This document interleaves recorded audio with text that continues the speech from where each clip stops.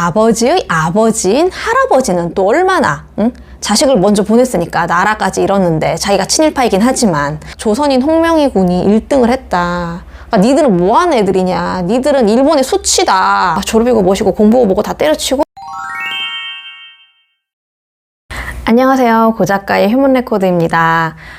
오늘은 단 한 작품으로 조선 최고의 작가가 된 사나이, 그리고 최초라는 수식어가 가장 많이 붙는 인물, 바로 이광수와 양대 산맥을 이루었던 문인 홍명희에 대해서 이야기를 해볼 텐데요. 이름이 명희지만 남자입니다. 그는 1888년생으로 이광수보다는 4살이 많은 형이었어요. 그리고 이제 그의 고향은 충북 괴산으로 좀 잘 사는 집이고, 이제 노론 명문가 집안, 풍산 홍씨 집안이었기 때문에 좀 양반 가문이고 이제 대가족 집안에서 부족함 없이 자랐다. 그 천혜고아였던 이광수와는 태어날 때부터 그 뒷배경부터가 아예 달랐다는 것을 여기서 우리는 알 수 있는데요. 특이한 점은 조부는 친일파인데 아버지는 애국지사였다는 점이에요. 그 아버지는 홍범식이라는 자로 금상 군수를 지냈는데, 홍명희의 할아버지는 홍승목이라는 자로 병조 참판 이런 고위 관리직들을 지내다가 일제강점기에는 그 조선 총독부 중추원 참의에 임명되어서 죽기 전까지 그 남작에 준하는 예우를 받았다고 해요. 일단 그 홍명희의 어린 시절을 살펴보면 5살 때 천자문을 뗐다고 할 정도로 천재였다고 해요. 그리고 어릴 적부터 책벌레, 독서광, 그래서 삼국지, 금병매, 초안지 이런 중국 역사서들을 즐겨 읽었고 한 번 읽으면 다 외웠다, 섭렵했다, 이런 이야기도 있고요. 그는 조홍풍습에 따라서 13살에 3살 연상인 민씨 라는 여인과 결혼을 하는데, 그러니까 13살이니까 지금은 초6이잖아요?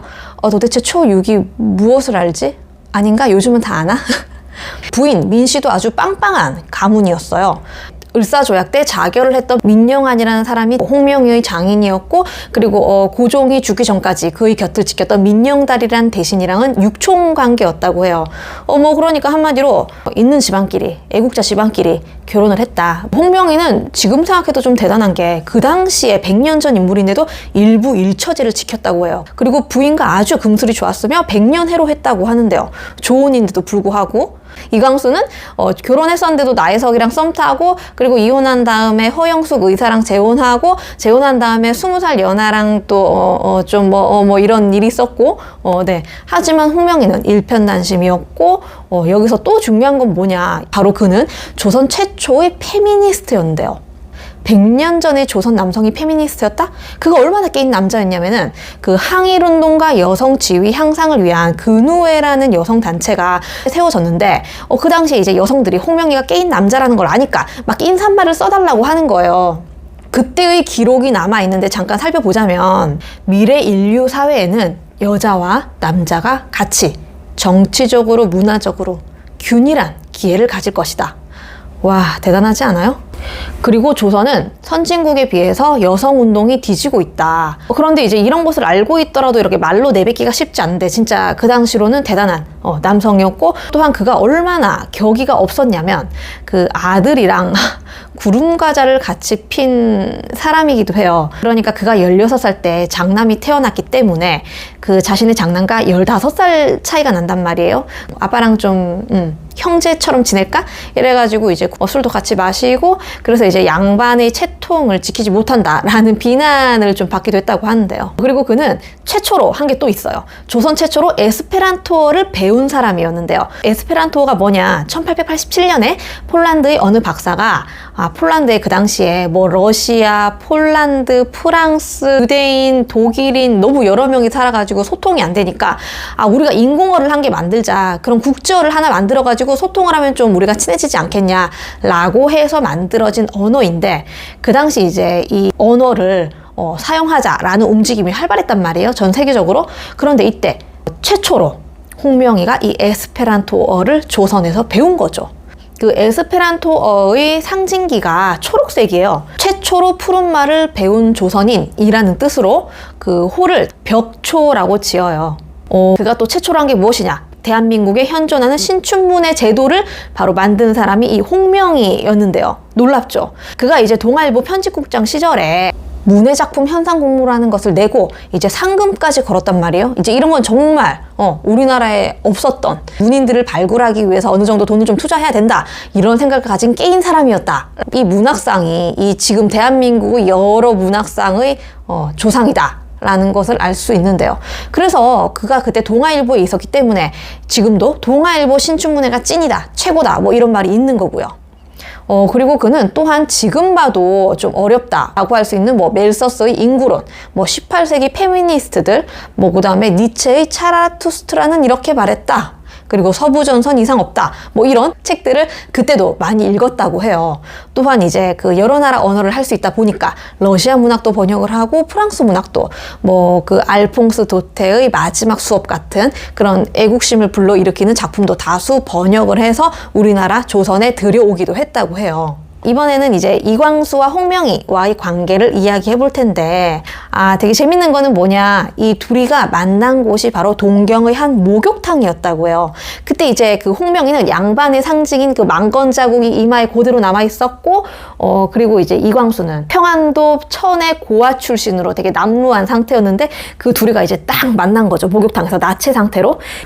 이것은 이제 그 전통가 신문물이 막 혼재하던 그 혼란스러운 시기를 상징한다라고도 볼 수 있는데요. 그러니까 몇백 년 전에만 태어났어도 이 둘이는 친구를 못 먹는 거지. 당시 그 순사 월급이 15원이었는데 홍명희는 그 당시에 한 달 용돈이 무려 200원이었다고 해요.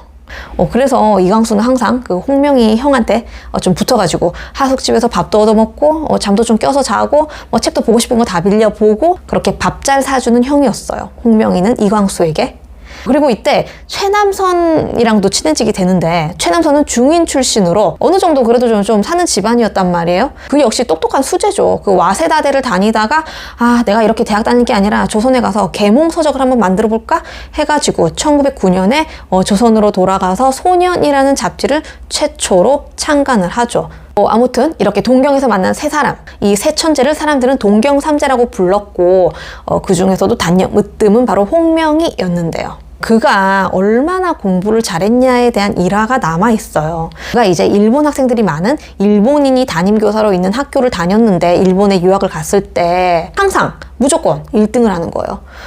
그런데 이광수가 옆에서 본단 말이야. 하숙집에서 공부를 안 해. 맨날 책만 봐. 근데 무조건 1등이야. 그래서 일본인 교사가 이런 말도 했다고 해요. 이번에도 조선인 홍명희 군이 1등을 했다.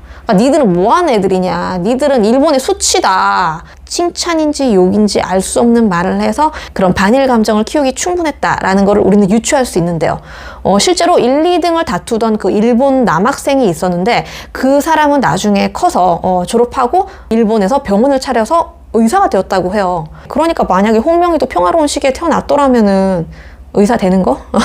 그 홍명희는 그 이후에 다이세이 중학교의 수석으로 합격을 하는데, 이게 이제 얼마나 대단한 일이었냐면은 일본 신문에 이렇게 났단 말이에요. 한인 수재 홍명희 이래가지고 기사가 나니까 조선에서 아버지가 그것을 보고 기뻐했다, 뭐 이런 소식이 전해지고 있는데요. 하지만 그로부터 3년 뒤에 아버지는 1910년 경술국치일인 8월 29일에 유서를 쓰고 자결을 합니다. 그 자기의 집 뒤에 있는 소나무에 이제 목을 매달아서 순국을 하는데, 이때 홍명희 나이가 23살이에요. 그 홍명희에게 남긴 유서를 보면은, 첫째, 나라를 꼭 되찾아라. 그리고 둘째, 죽을지언정 절대로 친일하지 말라. 셋째, 먼 훗날에라도 나를 욕되게 하지 말라. 였는데요. 이렇게 그 평생에 걸쳐서 그림자처럼 그 아버지의 유언은 그를 따라다니게 됩니다. 그의 아버지 홍범식은 실제로 1962년에 건국훈장 독립장이 수여되기도 하지요. 아무튼 이때 홍명희는 충격을 받아가지고 졸업이고 뭐시고 공부고 뭐고 다 때려치우고 그냥 조선으로 돌아와요. 만약에 아버지가 그렇게 자결하지 않고 아들아 졸업하고 큰 사람이 되자라고 독려를 했더라면 또 그의 인생은 어떻게 또 풀렸을지 모르겠네요. 홍명희는 그렇게 3년상을 치르고 중국 상하이로 건너갑니다. 이광수도 이때 그 중국에 가 있었는데, 제가 유광수 편에도 이야기를 했듯이 방랑은 그 당시 그 식민지 시기의 지식인들에게는 뭔가 어떠한 유행? 그 신의 혁명이 일어났던 상하이는 공기부터가 남달랐다라고 홍명희는 회고하고 있어요. 중국에서도 만나서 이제 형제처럼 잘 지내는데, 물론 이광수가 또 이제 많이 얻어먹었겠죠. 이때가 이 둘이가 나라를 위한 한마음 한뜻이었던 가장 마지막 시기라고 할 수 있어요. 홍명희는 중국에서 정인보라는 사내와도 친해지는데 이 두 사람은 나중에 그래서 사돈까지 맺어요. 그리고 해방 후에는 좌와 우로 나뉘어졌지만 사이가 나쁘지 않았고 끝까지 잘 지냈다고 해요. 그 중국 유학 당시에 홍명희는 그 화교들이 막 이렇게 사업을 해가지고 돈을 벌어가지고 중국에 막 혁명 자금으로 막 되는 거를 보고 나도 저렇게 해볼까? 이런 생각을 한 거죠. 사고 나무나 하는 게 아닌데.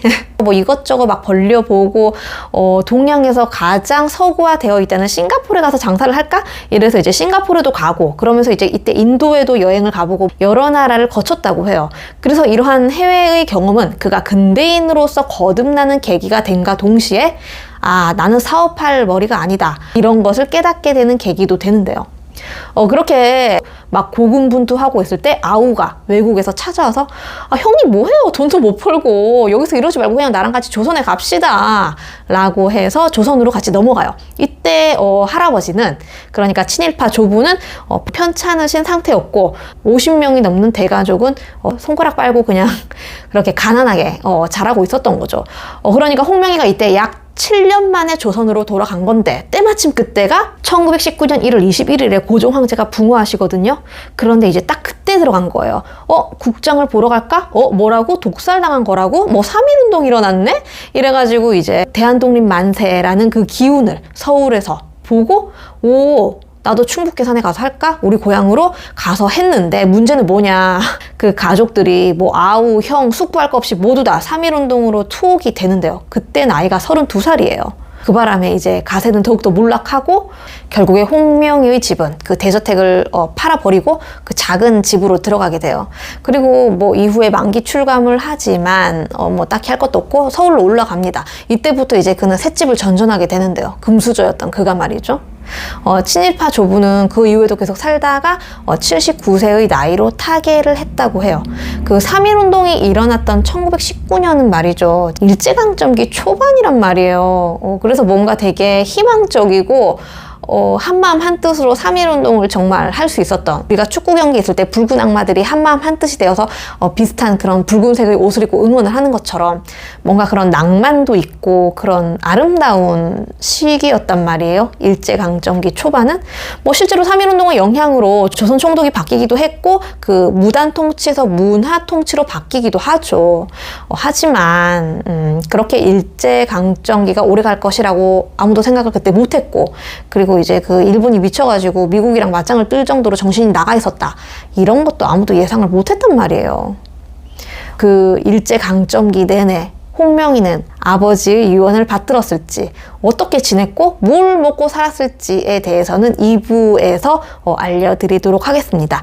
시청해 주셔서 감사하고요. 그러면은 다음 시간 2부에서 만나요. 안녕.